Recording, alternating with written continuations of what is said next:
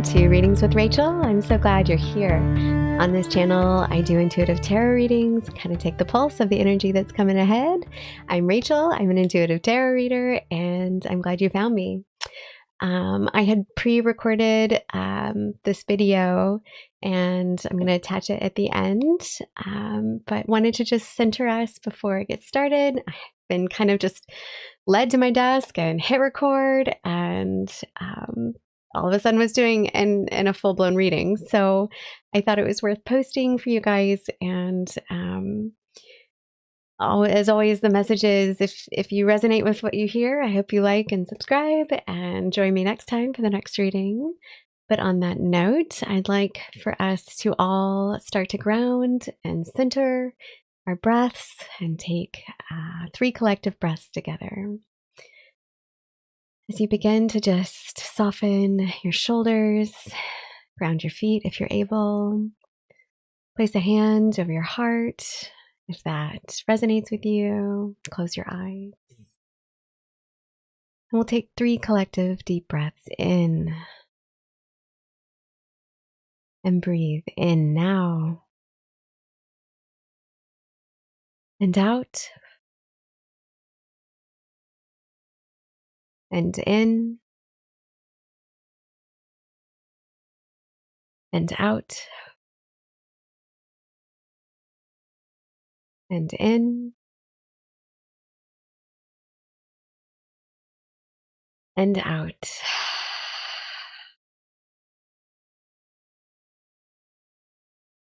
All right, thank you. And on that note, let's get started.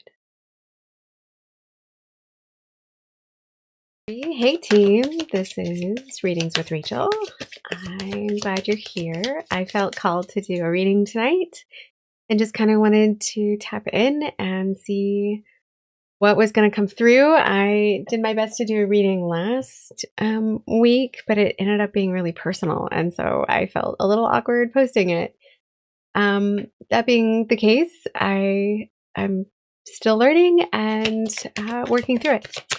Anyways, let's see what message Spirit is coming through with tonight. All right, thank you, Spirit. Thank you. May we have eyes to see and ears to hear the wisdom and messages in the cards tonight. Ooh, the devil. Devil's in the details. Devil's in the details. I think this is an interesting card.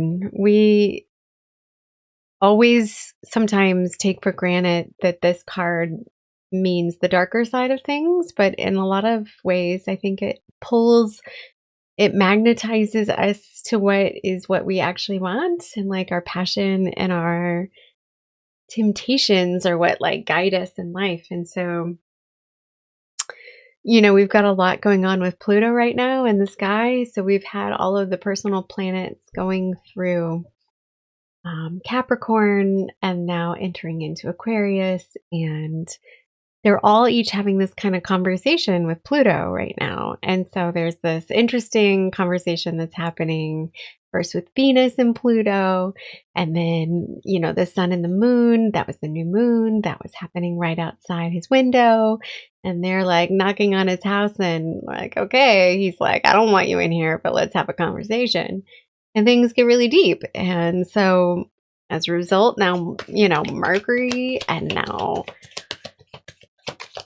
Mars. So all of them are in this conversation of this like interesting upheaval of a restructuring of sorts, of like what is going on with our lives right now. This is a lot of energy that's like pretty intense. This is the 3rd time I've had the Tower. This is a lot of upheaval that's coming. I think we're going to have to pull inward, guys. Like, we need to make sure that we are resting and that we are touching base with ourselves and our security. This is a card, the 4 of Swords, is like this meditative need to like go inward in this deep kind of contemplative forced rest. and this forced state of like reevaluating what we are putting our energy towards. And with this kind of combination, it's an interesting setup to that. Like, be careful your choices. What is going to tempt you could really unsettle you in a way that's going to make the outcome force you into this position of inward renewal and rebirthing. She's in a nest, right? She must rest. And in doing so, creates a better structure for herself for the next challenge. We must very much be guided by our words, by our own mental process in these moments. I think part of what creates our reality is understanding that our thoughts are really the core of that process. And when we're looking at that, we can see it from a higher perspective and an outsider point of view, right? She's raised up on this tower in the dais and kind of peering down. She's literally in the clouds here, right? So she's able to see things from a higher point of view, like a bird's eye view, right? So that's why this author did this in a way. She's raising herself above the situation and therefore can see it from a place of more wisdom and more experience and maturity, as we will all need to be doing. And I put that right under the tower. That's where it needed to be. All right, Spirit, any last minute words of wisdom on this? This is an interesting energy. You have to carry a certain amount of like responsibility and stability for you in these moments. So whatever it means for you to create your own sense of stability, therefore you are able to give it to others in these moments. We've got a queen and a king here. So the energy of that need to be balanced in the sense of your own mental process in these moments of upheaval. Be careful with your thoughts. Be careful with how you are able to do. And when you're able to do that from that wiser point of view, for a more stable position, you're able to be a stable anchor and a support for everyone else around you, which is really the King of Pentacles. He's very much that energy of fixed earth. And this is that stable kind of lasting sense of stability that we're all really aching for right now in these moments. In a last, it's interesting that goes underneath the devil. The Nine of Swords is a card about facing our fears at its core. It's about having this, nines are almost a sense of mastery point before we get to the tens. And it's this ability to create this sense of self inward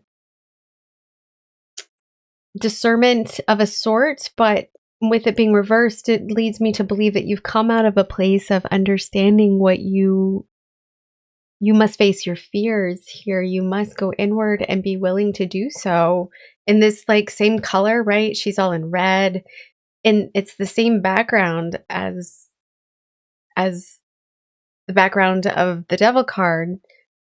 And it's this need to look at our own deepest shadows and things that maybe hold the most negative vibrations for us, whether that be shame, anger, sorrow, grief. And when we are able to release that, in a sense, outward in this moment of like being free from fear, it really gets us to this point. I'm going to quickly pull one more card, I think, from my Ancient Stones deck. Again, this was the Lightseers deck. This is by Rebecca Campbell. To see like how to ground, again, like with the with the tower card, this sense of like now 3 times. I don't know, like it makes me think there's some upheaval that's going to be happening. Oh my goodness, we have it again. Again, be the mountain.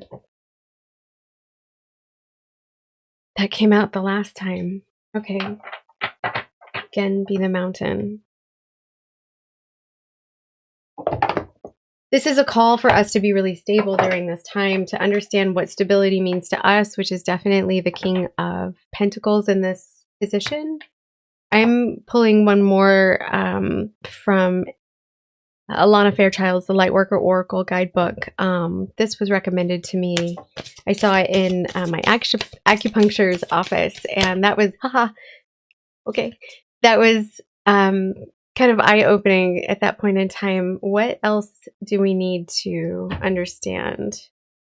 We got the very first card in the deck, which is the first ray of power. So be the mountain and the first. So something is very new. Something very new is happening here. There's an aspect of this energy that's like rising up out of the situation. So, we have this kind of same lightning energy. We have the same light in that sense. I'm just going to reference what the book. It's the first ray. So it's the power and the energy of conscious destruction. It can be used in a healthy way to eliminate the past, allowing for fresh starts. The first ray also carries the frequency of leadership and it can assist you to stand in the truth of your own light. So when others are lost, they can find their way by it, which I think is a really beautiful message. And what mountaintops are able to do, it's like I can see like these like, and like I just was seeing in Lord of the Rings, when they're lighting the beacons right on the mountaintop. In that sense, that's very much geared towards this. Like maybe we're having to like being unearthed and like we're going through this kind of dark night of the soul, which to me is all of these cards here, right? And then, what is underlying them is this lesson of like letting go of our fears by being tempted, right?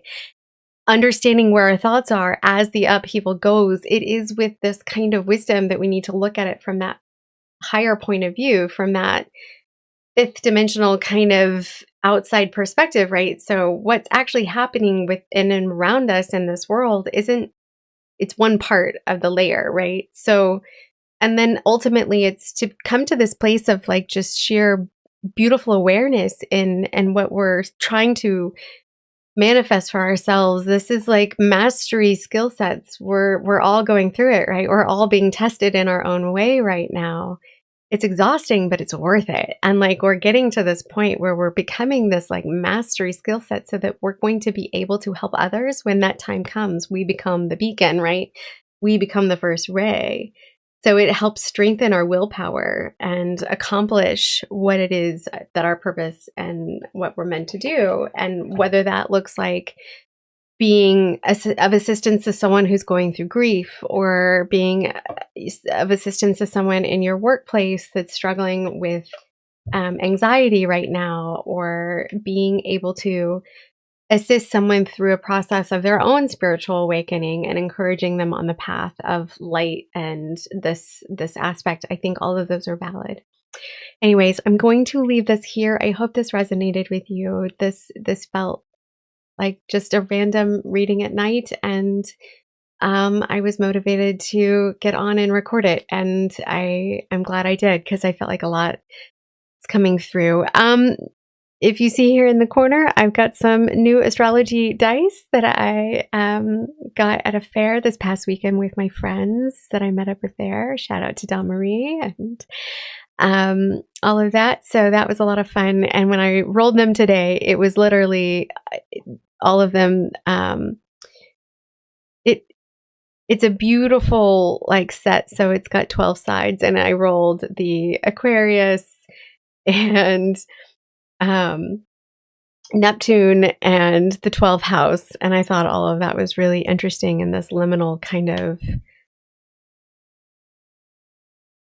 aspect of what I'm currently going through. So I'd love to dive in that a little bit more, maybe in our next reading.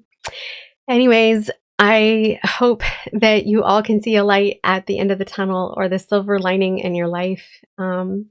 May you be a light to others during these very turbulent times. Hold steady, hold true, and trust your own intuitive process in these moments and trust your intuition because that will guide you through exactly where you are meant to be, and trust that you are in the right place at the right time with the right people. I appreciate and love you all. All right.